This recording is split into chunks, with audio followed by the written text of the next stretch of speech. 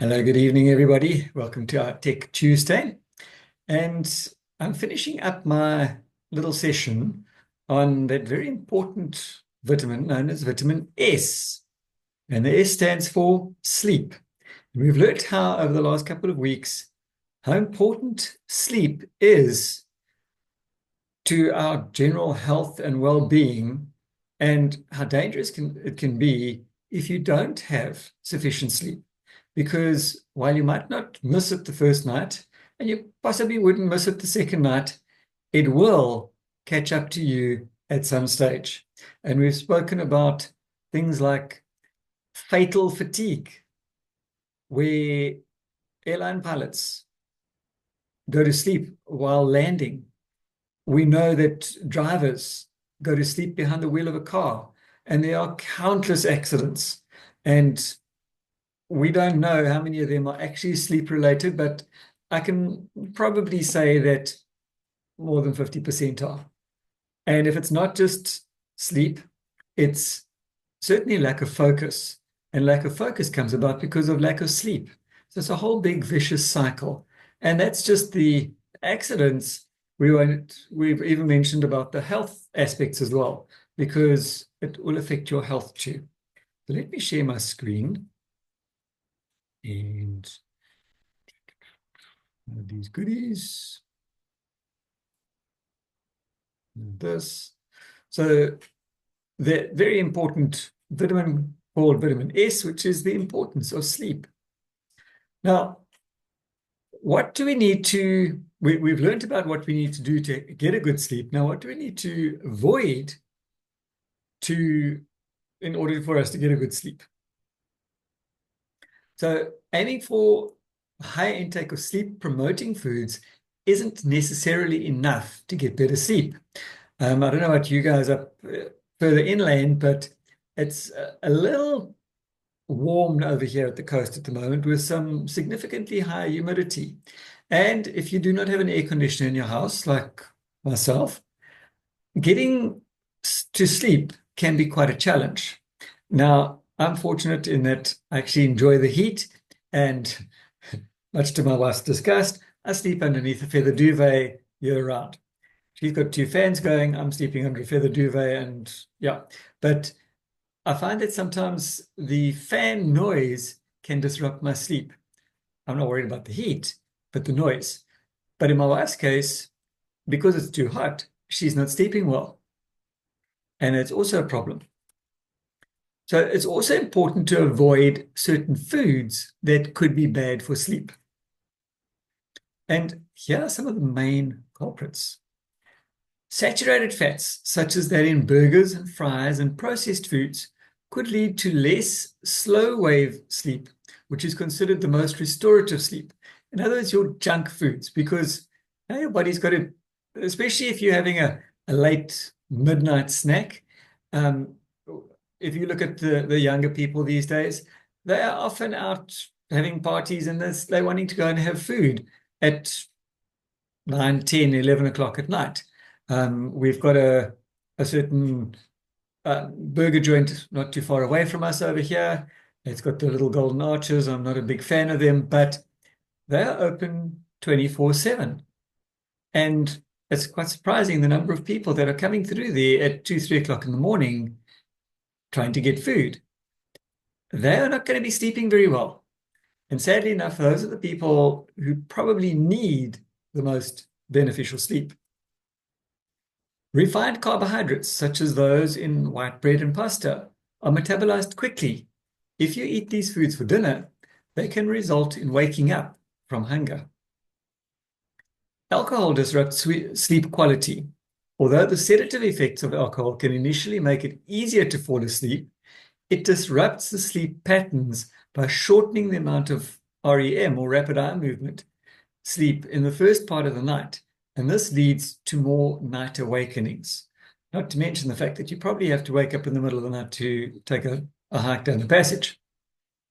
Caffeine consumed even 6 hours before bed can make it difficult to fall asleep because it blocks the hormone adenosine, which promotes sleepiness. And I must say, I'm very bad about this because I do enjoy a good cup of coffee in the evening. It's usually only my second cup for the day. I normally have a cup of coffee in the morning, which is after I get to work, and then I have my second cup at night. Um, Usually, well, tonight it'll be directly after I finish this talk, and then I'll be in bed in 2 hours. So, according to this, I should have had coffee 3 o'clock this afternoon and not anything more tonight. The consistent overconsumption of calories can lead to weight gain, one of the strongest predictors of obstructive sleep apnea, which we learned about last week. Having excess weight is a factor because it can put additional pressure on the diaphragm and lungs and can also lead to a narrower airway if fat accumulates around the neck and the throat. And we are talking about morbidly obese people who've got these huge bodies and they lie on their back and they don't even have a neck because this is all fat. And I see them sometimes after surgery, and almost invariably, because they're now forced to lie on their back, they can't breathe properly. And they end up having to have oxygen and CPAP machines and all sorts of different things to open their airways and to help them to sleep better, because when you're sleeping, that's when you're healing. Interestingly, our group has recently shown that toxicants in food or food packaging, like pesticides, mercury, and phthalates, which are chemicals used to manufacture plastics, can affect sleep as well. Since toxicants can be found in both healthy and unhealthy foods, this research suggests that some foods can contain a mix of components that are both beneficial and harmful for sleep. So don't only look at what it is that you are eating or not eating, but look at what it's packaged in. What sort of plastic is it packaged in? Is it safe plastic? Is it in glass? Is it in cardboard? How is your food packaged? Because that can also affect quality of the food inside. Now, some keys to a good night's sleep. I'm sure there's a lot of people that are interested in this part. Overall, there is not one magic food or drink that will improve your sleep. That's the bad news. It's better to focus on overall healthy dietary patterns throughout the day with a higher proportion of calories consumed earlier in the day. And in addition to avoiding caffeine, alcohol, and heavy meals in the 2 to 3 hours before bed, the last few hours of the day should include other good sleep hygiene practices. And these include disengaging from technology. In other words, shut off the screens. Not just yet, wait until I'm finished, but shut down your phone, shut down your iPads, your computers, your TVs. Reduce that technology around you. Reduce your light exposure and create a comfortable and relaxing environment for sleep. In other words, ideal temperature. So if you are fortunate enough to have an air conditioner, put it down to around about 23 degrees Celsius, because that has been worked out to be considered the most user-friendly, for want of better terminology, temperature around. It is the most beneficial for everything to keep you the most comfortable. If you've got a street light outside your house, put in blackout blinds or pull curtains or get thicker curtains, whatever, just to reduce that light exposure. Next to my bed, I have a bedside clock, but it automatically reduces the light emission.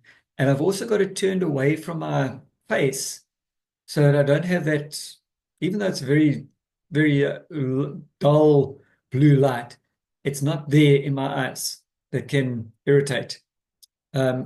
Unfortunately, I do have to have my phone near me in case of a call out in the middle of the night. But yeah, whatever you can do to improve your sleep, do it. Moreover, allowing enough time to sleep and maintaining a consistent bedtime and wake time is essential. We spoke about this the other day. And the quicker you fall asleep, the more sleep deprived you actually are.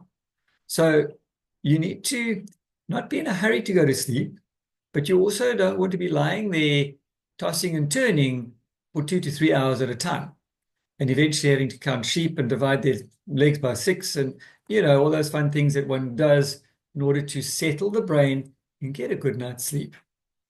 If you're not comfortable, you're not going to sleep well. And make sure that you are going to bed consistently at more or less the same time. My bedtime is anywhere from about 10 to about 10:30 every night. And especially during summer when the sun gets up earlier, I'm usually awake at around about 5 to 5. My clock only goes off at 5 past 5, but that's about the time. In winter, obviously, I do have a little bit more of an issue, but I think most of us do because the sun's getting up later. So I'm not a big fan of winter.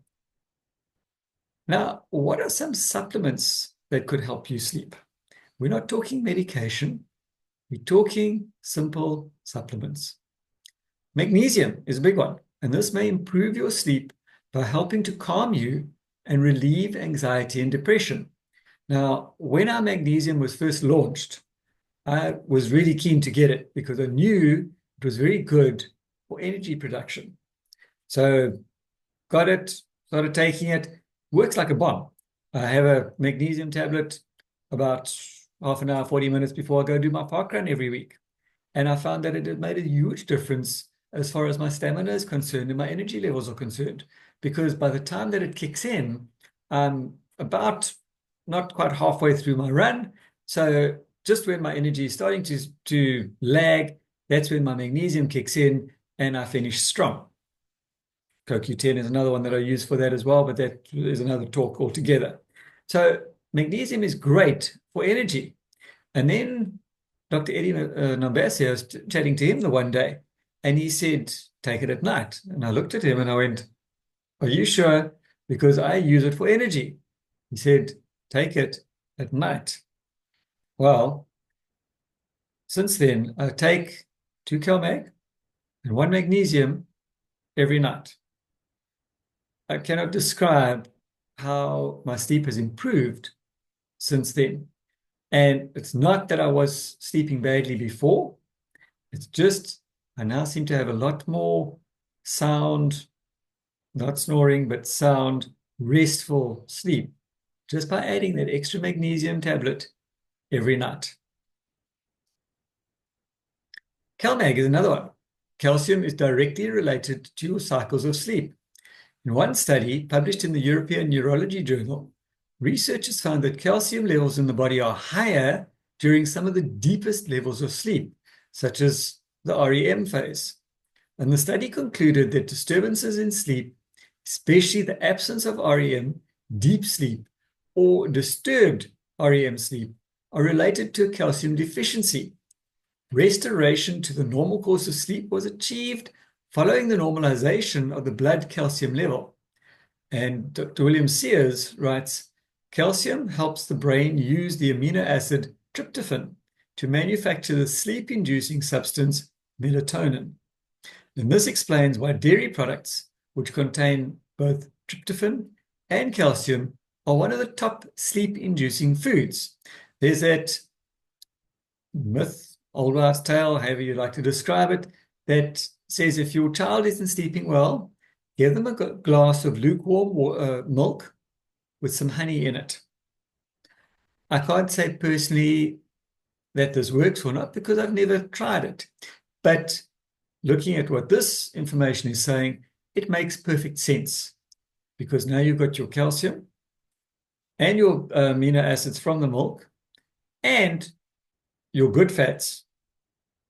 And the honey is just a bonus, but that helps to induce good sleep.